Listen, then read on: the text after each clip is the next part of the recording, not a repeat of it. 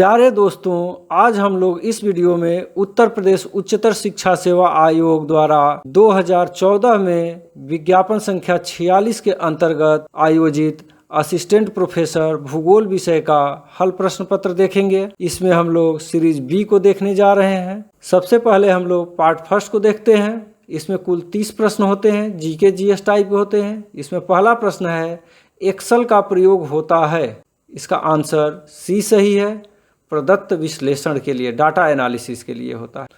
दूसरा प्रश्न है, भारत छोड़ो आंदोलन किस वर्ष से जुड़ा हुआ है? इसका सही आंसर है 1942। तीसरा प्रश्न है, भारतीय संविधान में प्रथम संशोधन हुआ था। इसका आंसर सी सही है, 1951 में। नेक्स्ट क्वेश्चन देखिए, भारत संचार निगम लिमिटेड का ब्रांड एम्बेसडर कौन है? इसका आंसर है सी, दीपिका पादुकोण उस समय थी। इस समय कौन वर्तमान में है आप लोग चेक कर लेंगे।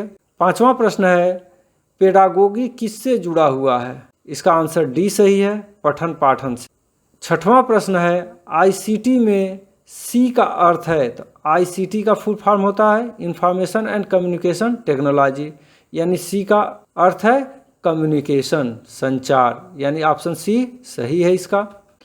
मैन का अर्थ है, इसका फुल फॉर्म है, आंसर सी सही है, मेट्रोपॉलिटन एरिया नेटवर्क।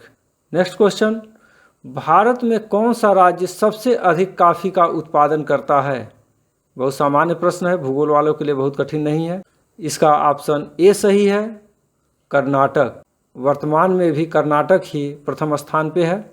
अगला प्रश्न देखिए, गांधी जी भारतीय राष्ट्रीय कांग्रेस के किस अधिवेशन के अध्यक्ष थे? ऑप्शन सी सही है, बेलगाम। अगला प्रश्न है, सीबीडीटी किस प्रकार के करों के साथ जुड़ा रहता है? तो सबसे पहले सीबीडीटी का फुल फॉर्म क्या है? Central board of direct taxes. इसका ऑप्शन डी सही है, आयकर से, इनकम टैक्स से ये जुड़ा हुआ है। 11वां प्रश्न देखिए, भारतीय संसद के निचले सदन की अध्यक्षता कौन करता है? ऑप्शन सी सही है, अध्यक्ष यानी स्पीकर। अगला प्रश्न है, तेलंगाना के प्रथम मुख्यमंत्री कौन है? इसका ऑप्शन डी सही है, के चंद्रशेखर राव। वर्तमान में भी यही है इस समय यहाँ के मुख्यमंत्री। अगला प्रश्न देखिए, मैच द कॉलम टाइप में दिया हुआ है। एक तरफ देश का नाम और राष्ट्रमंडल खेल का मैच कराने के लिए दे रहा है पदकों की संख्या से। इस तरह का प्रश्न पूछता है। इसका ऑप्शन डी सही है। 14वां प्रश्न देखिए, वह चर जिसका हम औसतांक यानी मीन तथा मानक विचलन निकाल सकते हैं वह निम्नलिखित में से किस मापनी द्वारा नापे जाते हैं? इसका ऑप्शन सी सही है, अंतराल मापनी। दोस्तों, ये जो भी मैं आंसर दे रहा हूँ आयोग के फाइनल आंसर की के अकॉर्डिंग है। 15वां प्रश्न है, निम्नलिखित में से कौन सा वक्तव्य सही नहीं है? कई बार इस पर ध्यान नहीं देता आदमी, यहाँ सही नहीं है पूछ रहा है। ईमेल इलेक्ट्रॉनिक मेल को संदर्भित करता है, सही है ये। www वर्ल्ड वाइड वेब को संदर्भित करता है, ये भी सही है। CPU कंट्रोल प्रोसेसिंग यूनिट को संदर्भित करता है, नहीं, सेंट्रल प्रोसेसिंग यूनिट को संदर्भित करता है, यानी कि ये ऑप्शन गलत है, यानी कि इसका ऑप्शन सी सही है। अगला प्रश्न है, प्रसिद्ध पुस्तक गीत गोविंद के रचयिता हैं? ऑप्शन ए सही है, जयदेव। नेक्स्ट क्वेश्चन देखिए, प्रायद्वीपीय भारत का सबसे दक्षिणी बिंदु कन्याकुमारी स्थित है। कर्क रेखा के उत्तर में, भूमध्य रेखा के दक्षिण में, मकर रेखा के दक्षिण में, और डी है भूमध्य रेखा के उत्तर में। तो ऑप्शन डी सही है। ये भी भूगोल वालों के लिए बहुत ही सामान्य प्रश्न है। नेक्स्ट क्वेश्चन, जब सरकार की वर्तमान आय अपने मौजूदा खर्च की तुलना में कम होती है तो उसे क्या कहते हैं? इसका ऑप्शन ए सही है, बजट घाटा। नेक्स्ट क्वेश्चन देखिए, मूलभूत अधिकारों को संविधान में किस वर्ष समाविष्ट किया गया? ऑप्शन बी सही है, 1976 में। 20वां प्रश्न है, गुजरात राज्य की पहली महिला मुख्यमंत्री बनी, कौन बनी थी? ऑप्शन सी सही है, आनंदीबेन पटेल। 21वां प्रश्न है, विश्व स्नूकर चैंपियनशिप 2014 का खिताब किसने जीता है? देखिए, खेलों से बहुत सारे प्रश्न आ रहे हैं, आप खेल को कायदे से तैयार करके जाएंगे अगली परीक्षाओं के लिए। इसका ऑप्शन डी सही है, मार्क सेल्बाई। नेक्स्ट क्वेश्चन, जब जनसंख्या की प्रकृति जिनसे नमूने लिए जाते हैं सामान्य नहीं कही जाती, आंकड़े विश्लेषित किए जा सकते हैं। ऑप्शन बी सही है, नॉन पैरामीट्रिक सांख्यिकी द्वारा। नेक्स्ट क्वेश्चन, साइट का अर्थ है, इसका ऑप्शन बी सही है, सैटेलाइट इंस्ट्रक्शनल टेलीविजन एक्सपेरिमेंट।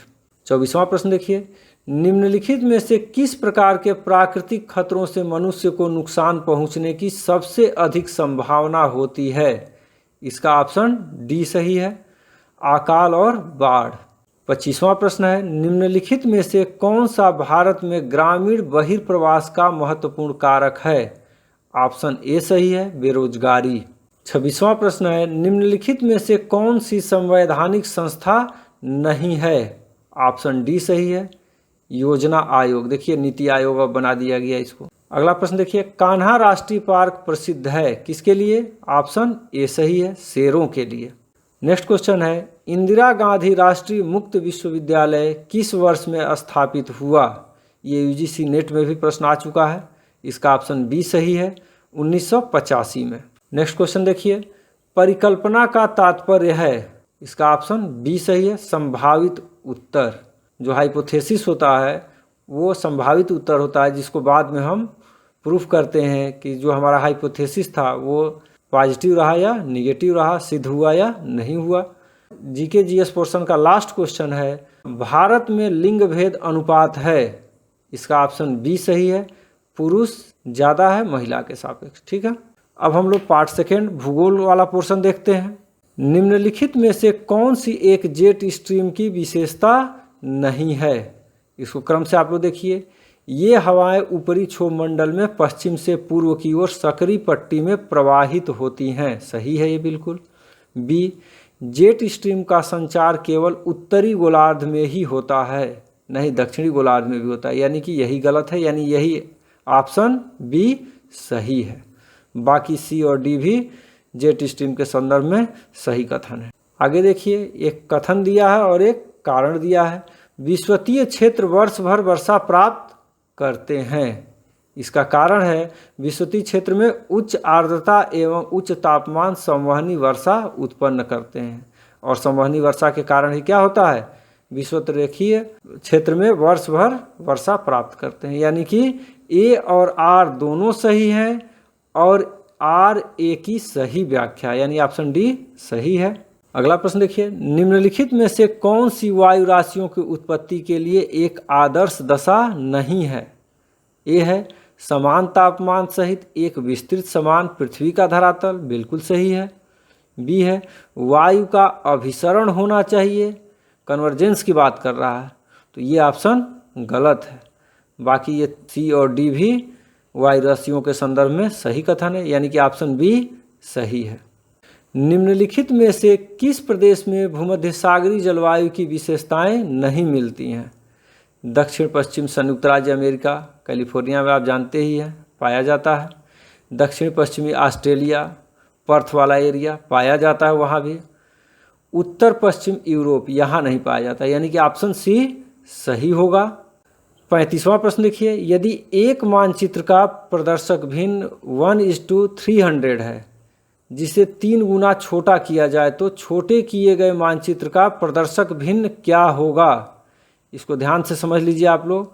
मानचित्र जितना गुना छोटा होगा आरएफ उतना गुना ही बड़ा होगा, यानी यहाँ पे मानचित्र को 3 गुना छोटा कर रहा है तो आरएफ 3 गुना बड़ा हो जाएगा, यानी कि 3 3 जा 9, यानी कि 9000 इसका हो जाएगा 1:9000। ऑप्शन सी इसका सही होगा। यदि मानचित्र जितना ही गुना बड़ा होगा आरएफ क्या होगा, उतना गुना छोटा होगा। जस्ट अपोजिट आपको करना है, उतने से उसको डिवाइड या मल्टीप्लाई कर देना होगा। ठीक है, आगे चलिए। निम्नलिखित में से सही कथन को चुनिए। एक स्थान पर तापमान एवं वायुदाब के बीच का सहसंबंध गुणांक 3.5 है। सही कथन आपको चुनना है। इस तरह का आ जाए एकदम शून्यता की स्थिति में रहे और ऑप्शन में लारेंज वक्र पड़ा रहे तो अमूमन उसी से रिलेटेड आंसर होता है। इसमें भी ऑप्शन डी सही है। नेक्स्ट क्वेश्चन देखिए, समुद्र का खारापन सर्वाधिक है, इसका ऑप्शन बी सही है, उपोष्ण कटिबंधीय क्षेत्रों में। 38वां प्रश्न है, एक तरफ समुद्री धारा दिया गया, दूसरी तरफ महासागर का नाम, किससे वो संबंधित है, तो इसको मैच आप करा लेंगे। मैं थोड़ा सा जल्दी में चल रहा हूँ कि लंबा वीडियो ना बने। आप लोग चाहें तो इसको पाज करके इस तरह का जहाँ भी रहे उसको आप लोग चेक कर लेंगे। इसका ऑप्शन डी सही है। नेक्स्ट देखिए, निम्नलिखित में से कौन सा कथन सही है? नीचे दिए गए कूट से सही उत्तर चुनिए। पहला है महाद्वीपीय मग्न तट का औसत ढाल 5 डिग्री से 8 डिग्री है, गलत है ये। दूसरा, महाद्वीपीय मग्न तट नदियों के मुहानों पर सामान्यतया चौड़े होते हैं, ऑप्शन 2 एकदम सही है। अब तीसरा ऑप्शन देखिए, अंतःसागरीय कंदराएं सामान्यतया महाद्वीपीय मग्न तट के समानांतर मिलती हैं, नहीं लंबवत मिलती हैं। ये गलत हो गया, यानी कि ऑप्शन बी केवल 2 सही है। नेक्स्ट क्वेश्चन, प्रवाल भित्तियां निर्माण का स्थिर स्थल सिद्धांत किसने प्रतिपादित किया था? इसका ऑप्शन बी सही है, मरे ने। बाकी लोग कौन कौन सा सिद्धांत दिए थे या सिद्धांत से संबंधित क्वेश्चन काफ़ी आते हैं इस परीक्षा में। इसके लिए आप लोग ये हमारा वीडियो ज़रूर देखिएगा। इससे हर परीक्षाओं में प्रश्न आए हैं और भविष्य में भी आते रहेंगे। इसलिए आप मेरा कोई वीडियो देखिए चाहे मत देखिए, लेकिन थॉट से संबंधित जो वीडियो हैं स्पेशली ये और बुक्स वाला, ये ज़रूर से आप लोग देखिए। अगला प्रश्न देखिए, प्रवाल के विकास के लिए निम्नलिखित में से कौन सी अनुकूल दशा है? पहला ऑप्शन है 100 मीटर से अधिक की महासागरीय गहराई, गलत है ये। 66 से 77 मीटर की गहराई तक ही प्रवाल विकसित हो पाते हैं, उसके नीचे ऑक्सीजन की कमी और प्रकाश की कमी के कारण प्रवाल विकसित नहीं होते हैं। बी ऑप्शन देखिए, 35% से ज़्यादा महासागरीय जल की लवणता, यहाँ प्रतिशत में दिया है, प्रतिशत शब्द ही ठीक नहीं रहता है, प्रति 1000 ग्राम में इसको प्रदर्शित किया जाता है, तो ये भी गड़बड़ है। वैसे देखा जाए तो 27 से 30 जो लवणता है वो इनके लिए अनुकूल माना जाता है, प्रवाल के लिए, विकास के लिए इनके। ऑप्शन सी देखिए, नदियों का शुद्ध जल इनके लिए अनुकूल नहीं होता है। आप देखेंगे नदियों के मुहाने पर प्रवाल नहीं पाए जाते हैं क्योंकि शुद्ध पानी से भी ये प्रभावित होते हैं। ऑप्शन डी इसका सही है। महासागरीय जल का तापमान 20 डिग्री सेंटीग्रेड से 22 डिग्री सेंटीग्रेड हो, ये सही है। आप सविंदर सिंह वगैरह की किताब उठा के देखेंगे तो 20 से 21 डिग्री है, तो उसी से मिलता जुलता है 22 डिग्री, यानी कि ऑप्शन डी सही है। 42वां प्रश्न देखिए, निम्नलिखित में से कौन सी ग्रीन हाउस गैस नहीं है? कार्बन डाइऑक्साइड सर्वाधिक प्रतिशत रहता है इसका, मीथेन है, फिर क्लोरीन का नहीं रहता, यानी कि ऑप्शन सी सही होगा। नाइट्रस ऑक्साइड भी ग्रीन हाउस गैस है, तो ये तीनों को याद रखेंगे आप लोग, ग्रीन हाउस गैस हैं ये। आगे चलिए, 2 पारिस्थितिक तंत्रों के मध्य के संक्रमण क्षेत्र को कहते हैं, ये प्रश्न बार बार आता है। इसका ऑप्शन बी सही है, इक्वोटोन। नेक्स्ट क्वेश्चन देखिए, एक तरफ पोषण स्तर दिया है, एक तरफ जीव दिया हुआ है, इसको आप लोग मैच करा लीजिएगा। इसका ऑप्शन ए सही है। नेक्स्ट क्वेश्चन, निम्नलिखित में से किसने भूगोल को पृथ्वी के धरातल का मानव के निवास के रूप में अध्ययन बताया है? इसका ऑप्शन सी सही है, रीटर ने। 46 देखिए, निम्नलिखित में से कौन सा भूगोल का विषय क्षेत्र है? अवस्थिति है, करता है अध्ययन। मानव पर्यावरण अंतर संबंध, इसका भी भूगोल अध्ययन करता है। प्रादेशिक विश्लेषण, ये भी भूगोल करता है, यानी कि ऑप्शन डी सही है, उपयुक्त सभी। नेक्स्ट देखिए, निम्नलिखित में से कौन सा भूगोल के विकास के इतिहास का सही अनुक्रम है? इसके लिए दोस्तों मेरा ये वीडियो देखिए, इससे भी 2-3 क्वेश्चन इसमें आए हुए हैं, हर परीक्षाओं में आते हैं, तो इसको भी देखना आप लोग न भूलें। निश्चित रूप से इस वीडियो को देखिएगा, आपको लाभ मिलेगा।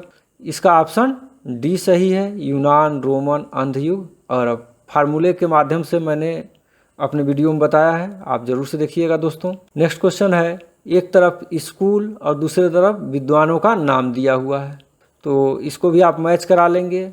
जो अभी मैं पिछला वीडियो बताया आपको देश एवं काल क्रमानुसार भूगोलवेत्ताओं वाला, वो जरूर से देखेंगे। देखिए दूसरा प्रश्न भी उसी से आ गया, इसका ऑप्शन ए सही है। अगला प्रश्न है, निम्नलिखित में से कौन सा गलत सुमेलित है?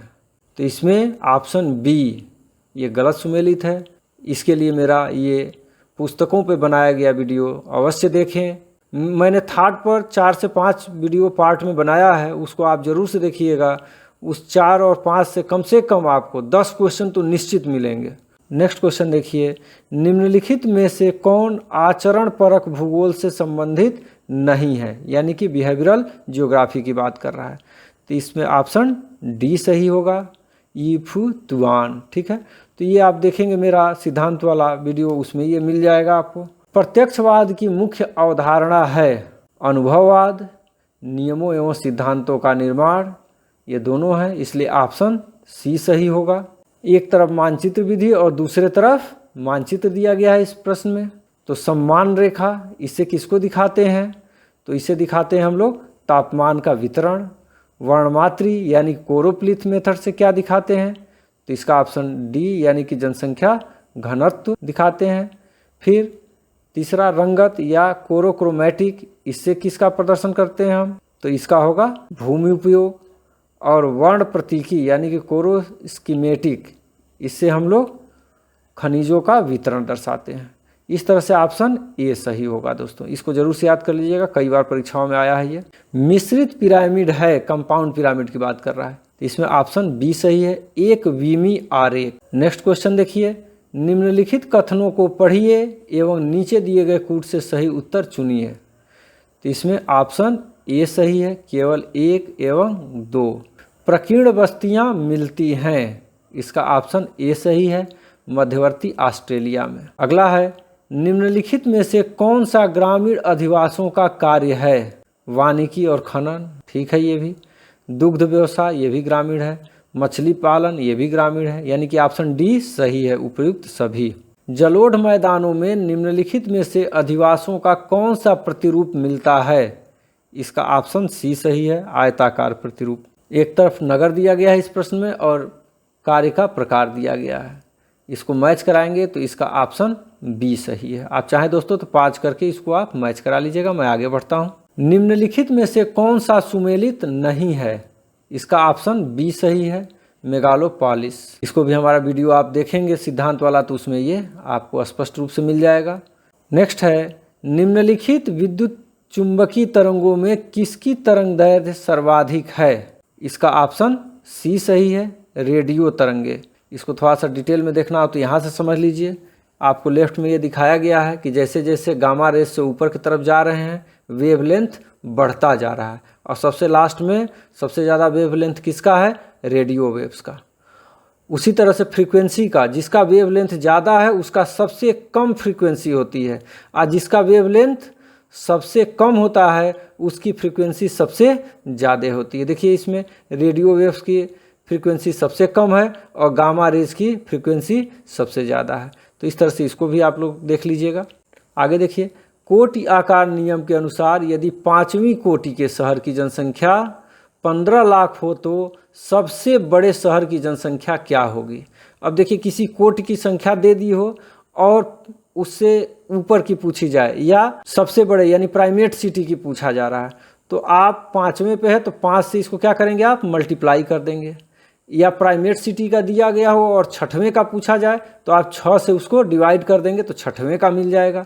इस तरह से ऊपर का पूछे तो आप मल्टीप्लाई करेंगे, और नीचे का पूछे तो आप उसमें उतने ही उसकी क्रम संख्या कोटि से उसको डिवाइड कर देंगे तो ये मिल जाएगा। तो इसमें 15 से 5 से 5वीं कोटि पे है तो 5 ऊपर चढ़ना है, तो 5 से इसको मल्टीप्लाई किया गया तो 75 लाख आ गया, यानी कि ऑप्शन सी सही है। नेक्स्ट क्वेश्चन है, निम्नलिखित में से जनसांख्यिकी संक्रमण की कौन सी अवस्था अल्प विकास की अवस्था को दर्शाती है? तो इसका ऑप्शन ए सही है, उच्च स्थिर अवस्था, यानी कि यहाँ पे जन्म दर और मृत्यु दर दोनों उच्च स्तर पर जाकर के स्थिर होते हैं। इसमें आप देखेंगे तो इसमें केवल सेकेंड और थर्ड सही है, यानी कि ऑप्शन बी सही है। फर्स्ट गलत है। गुरुत्व मॉडल किसने दिया था? रायली ने दिया था। ये भी मेरा सिद्धांत वाला वीडियो देखेंगे, उसमें मिल जाएगा। बहुत सिस्टमेटिक तरीके से मैंने दिया है उसमें, और काफ़ी लोगों ने उस वीडियो को पसंद किया है। मेरा निवेदन है कि आप लोग एक बार ज़रूर से मेरे इस वीडियो को देखिएगा। अगला प्रश्न देखिए, जनसंख्या की उम्र बढ़ना परिणाम है? इसका ऑप्शन सी सही है, घटती मृत्यु दर का, घटती जन्म दर का, ये दोनों इसके अंतर्गत आते हैं। नेक्स्ट है, दूर संवेदन के बारे में निम्न में से क्या सत्य नहीं है? तो भू स्थिर उपग्रह लगभग 36,000 किलोमीटर की ऊंचाई पर पृथ्वी के चारों ओर चक्कर लगाते हैं। बिल्कुल सही है, ये सब याद रखिएगा, अलग से प्रश्न बन सकते हैं इनसे, इसलिए सारा याद रखिएगा जो सही दिए गए हैं। सूर्य सिंक्रोनस उपग्रह का पथ उत्तर दक्षिण होता है, ये पोल टू पोल रोटेट करता है, ये भी सही है भी। सी का देखिए, एक्स किरणें प्रमुखतया दूर संवेदन में प्रयुक्त होती हैं। नहीं, ये गलत है, यानी कि ऑप्शन सी सही होगा इस प्रश्न के अनुसार, क्योंकि एक्स किरणें नहीं, थर्मल इंफ्रारेड इस्तेमाल होती हैं। अब देखिए नेक्स्ट क्वेश्चन, कृषि का वह प्रकार जिसे बड़े आकार वाले खेतों में यांत्रिक विधियों से किया जाता है कहलाती है। ऑप्शन बी सही होगा, विस्तृत कृषि। नेक्स्ट, निम्नलिखित में से फसलों के किस समूह को उन क्षेत्रों में उगाया जा सकता है जहां तापमान 20 से 27 डिग्री सेंटीग्रेड एवं वार्षिक वर्षा 150 सेंटीमीटर से अधिक हो? तो इसमें आता है ऑप्शन ए सही होगा, रबड़, चावल और जूट। नेक्स्ट क्वेश्चन, निम्नलिखित में कौन सा स्थानांतरित कृषि का एक प्रकार नहीं है? इसमें ऑप्शन बी सही है, फेजंडा। फेजंडा जो है कहवा के बागान को कहा जाता है ब्राज़ील में, आप सभी लोग जानते होंगे।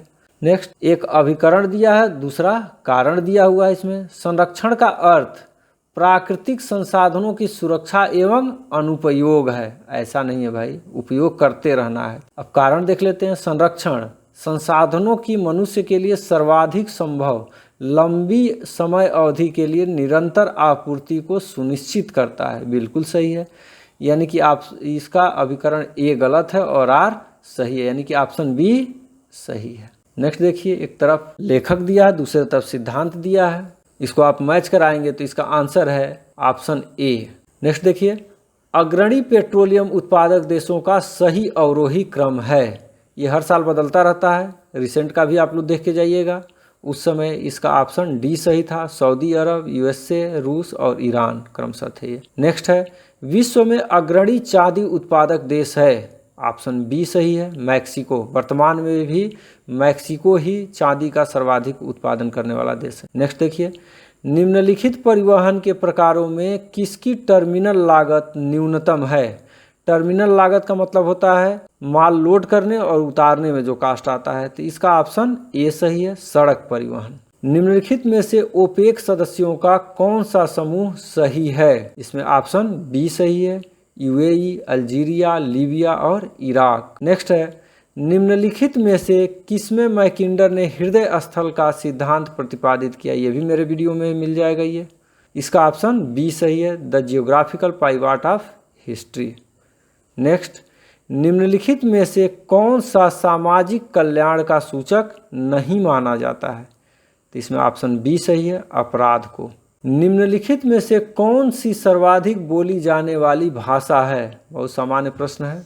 ऑप्शन डी सही है, मैंडरीन। मंदारिन इसको बोलते हैं, इसमें मैंडरीन लिखा है, मंदारिन। अगला प्रश्न देखिए, निम्नलिखित में किसने प्रजातियों के वर्गीकरण में त्वचा के रंग को एक मानक माना था? इसका ऑप्शन ए सही है, कुवियर ने त्वचा के आधार पर प्रजातियों का वर्गीकरण प्रस्तुत किया था। हैडन ने बालों के रंग के आधार पर किया था। टोपिनार्ड ने कद के आधार पर वर्गीकरण किया था।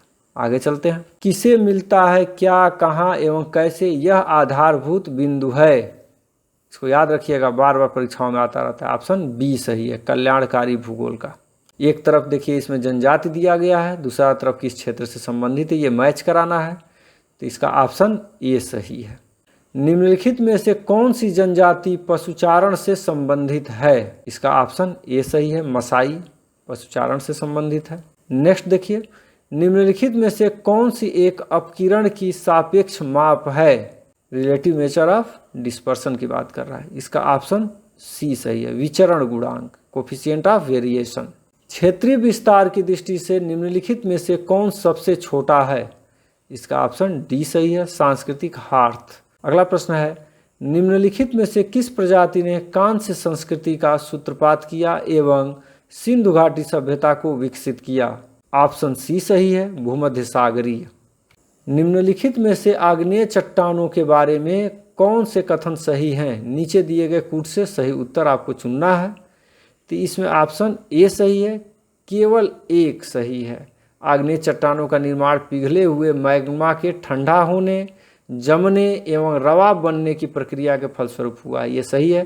अगला देख लीजिए, दूसरा इसमें क्या दे रहा है, आग्नेय चट्टानों में अवसादी चट्टानों की तरह परतें नहीं होती। यहाँ तक तो ठीक था, परंतु पेड़ पौधों एवं जीवों के जीवाश्म पाए जाते हैं, इसमें जीवाश्म नहीं पाए जाते हैं आग्नेय चट्टानों में। इस तरह से ये गलत है। तीसरा देखिए, सभी आग्नेय चट्टानें प्रारंभिक भूवैज्ञानिक इतिहास में निर्मित हुई एवं वर्तमान में आग्नेय चट्टानों के निर्माण की प्रक्रिया बंद हो गई है। बिल्कुल सरासर गलत है। आप रॉक साइकिल जानते हैं, ये आपस में बदलती रहती हैं। तो इस तरह से ऑप्शन ए सही है इसमें। स्थान जहां भूकंपीय घटना का सर्वप्रथम अनुभव किया जाता है क्या कहलाता है? तो अभिकेंद्र। इसको इंग्लिश में देखिए, फोकस जहां उत्पन्न होता है धरातल के नीचे, जिस पॉइंट पर वो उत्पन्न होता है उसको फोकस कहते हैं, और जहां धरातल पे सबसे पहले अनुभव होता है उसको एपी सेंटर कहते हैं, यानी कि अभिकेंद्र। ठीक है, ऑप्शन बी सही है। नेक्स्ट, मोहरविशिक असंबद्धता के मध्य स्थित है। किसके मध्य स्थित है? ऑप्शन ए सही है, निचली क्रस्ट एवं ऊपरी मेंटल के बीच में। निम्नलिखित में से किसने पर्वत निर्माण के तापीय संकुचन सिद्धांत को प्रस्तावित किया? ये भी देखिए मेरे वीडियो में मिलेगा, आपको सब मिल जाएगा सिद्धांत से संबंधित, चाहे कोई भी परीक्षा आप दें। ऑप्शन डी सही है, जेफरीज ने। नेक्स्ट, एक तरफ घटक और स्थलाकृति उससे संबंधित पूछ रहा है आपको, तो इसको मैच कराएंगे, तो इसका ऑप्शन बी सही है। आप चाहें तो 5 करके इसको भी देख लीजिए। आगे चलते हैं हम। जब तीव्र दबाव के कारण वलन की दोनों भुजाएं एक दूसरे के समानांतर एवं क्षैतिज अवस्था में आ जाता है तो परिणाम स्वरूप बना वलन कहलाता है। फोल्ड वाला देखिएगा आप लोग, इससे क्वेश्चन आता है इस सब लेवल की परीक्षाओं में। इसका ऑप्शन सी सही है, परिवलन। ज्वालामुखी क्रिया के बारे में निम्नलिखित में से कौन सा कथन सही नहीं है? ये देखिए, 80% ज्वालामुखी अभिसारी प्लेट सीमाओं पर मिलते हैं, बिल्कुल सही है। पिलियन तुल्य ज्वालामुखी सबसे अधिक भयंकर एवं विस्फोटक होते हैं, बिल्कुल सही है। ऑप्शन सी देखिए, भूमध्य सागर में स्थित स्ट्राम्बोली एक प्रसुप्त ज्वालामुखी है, नहीं, ये जागृत ज्वालामुखी है, इसलिए ऑप्शन सी सही होगा। ठीक है। अपर्दन चक्र के संबंध में निम्नलिखित में से कौन सा सुमेलित नहीं है? इससे भी संबंधित आपको हमारे सिद्धांत वाले वीडियो में मिल जाएगा, ये पूरा का पूरा। इस प्रश्न के अनुसार इसमें ऑप्शन सी सही है। नेक्स्ट क्वेश्चन देखिए, अपक्षय की वह प्रक्रिया जो खनिजों में जल की वृद्धि से होती है क्या कहलाती है? इसका सही ऑप्शन है डी, जलयोजन। जब सागरी लहरें एवं धाराएं नदियों द्वारा निर्मित डेल्टा परिवर्तित एवं नष्ट कर दें तो परिणाम स्वरूप अपक्षयित डेल्टा कहलाता है। ऑप्शन ए सही है, रुंडित डेल्टा। 95वां प्रश्न देखिए, निम्नलिखित में से कौन अधिक ऊंचाई का मेघ है? ये बार बार प्रश्न पूछा जाता है। इसका ऑप्शन डी सही है, इसको रट लीजिए आप लोग, पच्छाव कपासी मेघ, साइरोक्यूमुलस क्लाउड। नेक्स्ट, संघनन की गुप्त ऊष्मा के मिलने पर ऊपर उठती हुई वायु के तापमान में हुई कमी कहलाती है। इसका ऑप्शन सी सही है, आर्द्र रुद्धोष्म ताप परिवर्तन, moist adiabatic change. Option C सही है। कोपेन के जलवायु वर्गीकरण के बारे में निम्नलिखित में से कौन सा सही नहीं है? इसको आप लोग देख लेंगे। इसका ऑप्शन सी सही है, AW, मानसूनी जलवायु, संक्षिप्त शुष्क ऋतु परंतु पर्याप्त वार्षिक वर्षा। अगला देखिए, स्पेन एवं फ्रांस में उत्तर पश्चिम से दक्षिण पूर्व दिशा में बहने वाली स्थानीय पवन कहलाती है। ऑप्शन सी सही है, मिस्ट्रल। स्थानीय पवनों को जरूर से आप लोग देख लेंगे, जो भी तैयारी करते हैं ये सब तो देखे ही रहते हैं। अगला देखते हैं, वर्षा के संबंध में निम्नलिखित में से कौन सी प्रक्रियाओं का अनुक्रम सही है?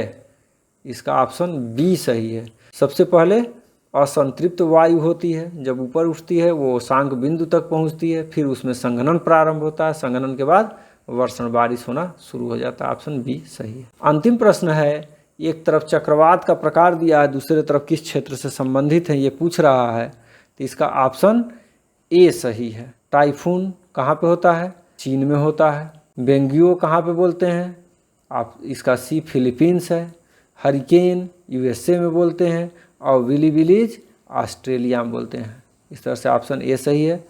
इस तरह से दोस्तों मैंने आपके समक्ष 2014 का असिस्टेंट प्रोफेसर का सॉल्व्ड पेपर प्रस्तुत किया है। जल्दी ही 2016 का जो पेपर है वो भी मैं आपके समक्ष प्रस्तुत करने वाला हूं। यदि वीडियो अच्छा लगे या इसमें कोई कमी रह गई हो तो कमेंट के माध्यम से हमें अवश्य बताइएगा। बहुत बहुत धन्यवाद।